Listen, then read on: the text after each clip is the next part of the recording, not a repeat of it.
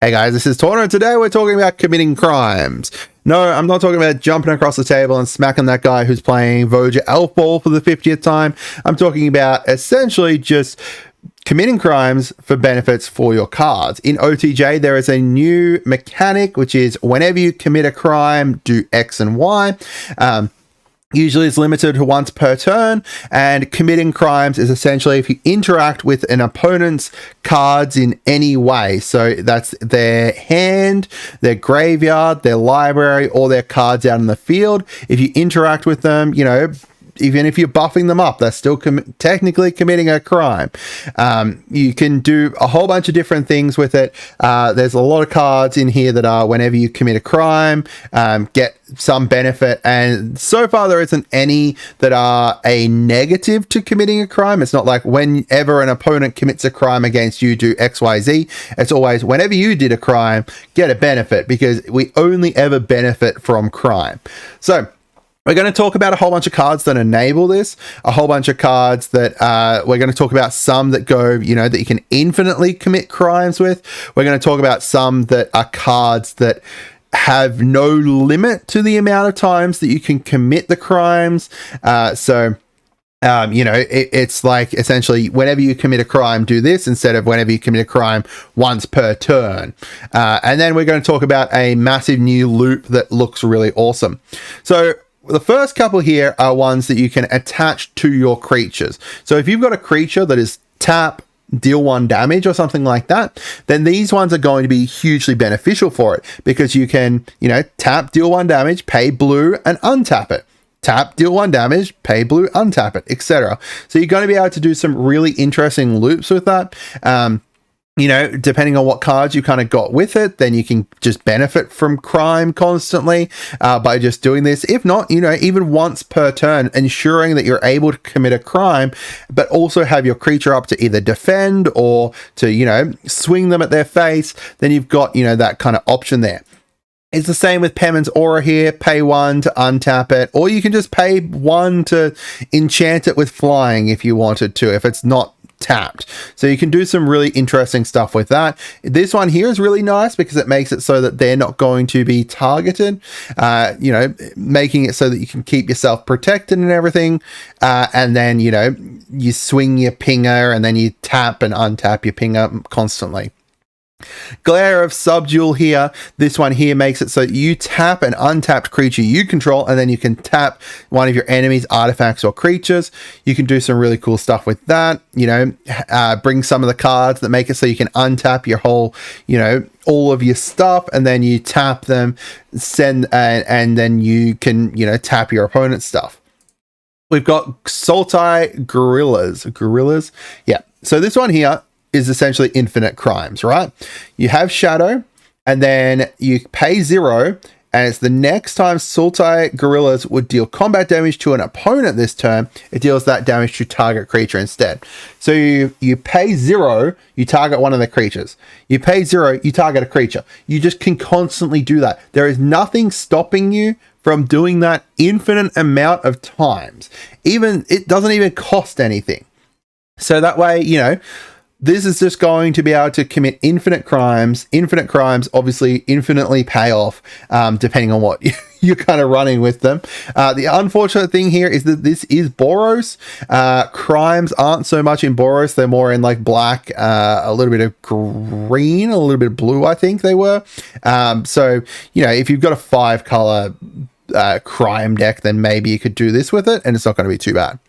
We've got Scrabbling Claws. So this here is just a very cheap 8 cents way to commit a crime every single turn. You tap, target player exiles a card from their graveyard. Tap, and you can just do that as long as something's in someone's graveyard of an opponent, then you're going to be able to just infinitely, well, not infinitely, every single turn commit an easy crime. Crimes are easy. We've got Lion Slash here. So this one here is just pay a white to exile a target card from a graveyard, and then you get a +1/+1. So you pay 1, exile something, pay 1, exile something. In each time you do that, you're committing a crime. As long as you've got white mana there, then it's, you know, it's going to be a whole bunch of crimes that you're able to commit in a row. If not, you know, you've got you're also buffing up whatever creature it is equipped to as well. So we've got Glasses of Urza. This one here, very, very cheap. Very, very cheap crime. It's just tap, look at an opponent's hand. So you just tap it, look at the hand, you've committed a crime against them, you've gone, you've looked into what's happening in the future, they get annoyed about it, and you get to commit a crime. Scavenging Ooze. Pay 1, exile a target card from a graveyard. Very similar to Lion Sash in regards to committing crime all the time. Except this one here is going to... Wait, what was I going to say? This one here costs a little bit more than Lion Slash, and I don't think it's quite as good, but it's still relatively strong. Gaining 1 life is still pretty strong. Lion Slash just sees a lot more play, but at least, you know, Scavenging Ooze isn't too bad. We've got Eater of the Dead, another infinite crimes. If Eater of the Dead is tapped, exile target creature from a graveyard and untap it. So, if you have a way for be able to tap Eater of the Dead, which, you know, there's a bunch of different stuff that's able to tap it and stuff along those lines.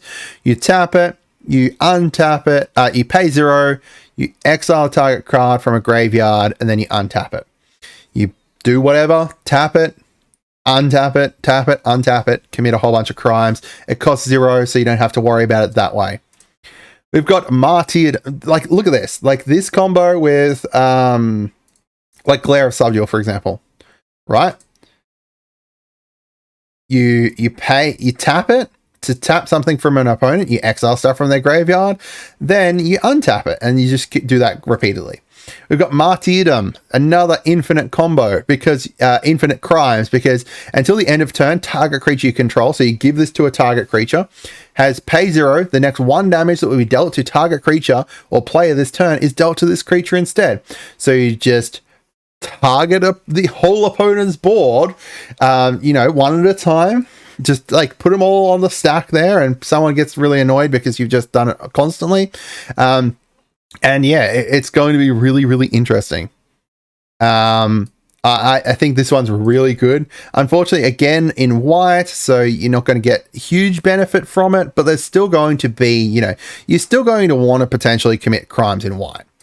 All right, so some for the infinite ones. So Marchesa, so infinite crimes.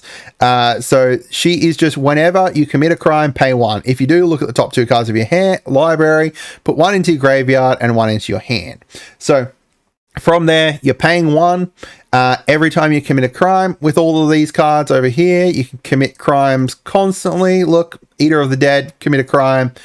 Look at stuff in the graveyard. Put 1 into your hand, put 1 into the graveyard. You're going to be able to do that constantly. We've got the Rattleback Apothecary.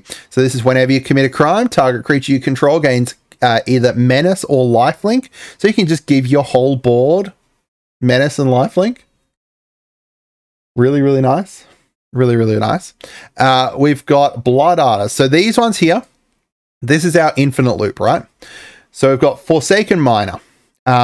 We sack the Forsaken Miner with a Phyrexian Altar, getting a black mana. We use Blood Artist, commit a crime by targeting player, lose 1's life. So you make someone lose a life. Then you pay that black mana to bring Forsaken Miner back. Whenever you commit a crime, not once per turn, whenever you commit a crime, you can pay black. If you do, return Forsaken Miner from the graveyard to the battlefield. So you sack it. You deal the damage, you committed a crime, you've got the black mana still sitting there floating, you bring back Forsaken Miner, and then you sack it, deal 1 damage, etc. So this is a very, very cheap combo as well. You know, 1 black, 2 black, like 3, 4, 5, 6, 6 total mana. Obviously, Phyrexian Altar has so many different ways that it can go infinite with, you know, Blood Artist and stuff like that, but usually, you know, cards that come back from the graveyard usually cost a lot more.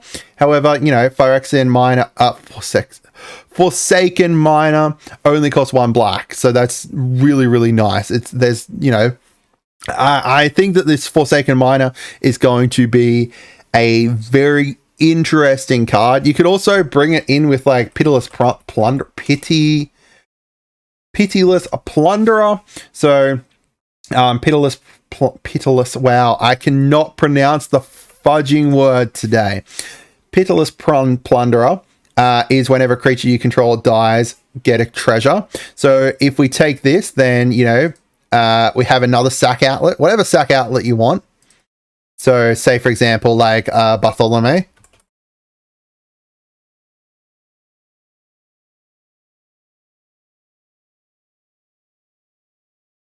So if we sack the Forsaken Miner, we're going to create a treasure, sack that treasure, and then because we committed a crime, we get to bring it back, etc.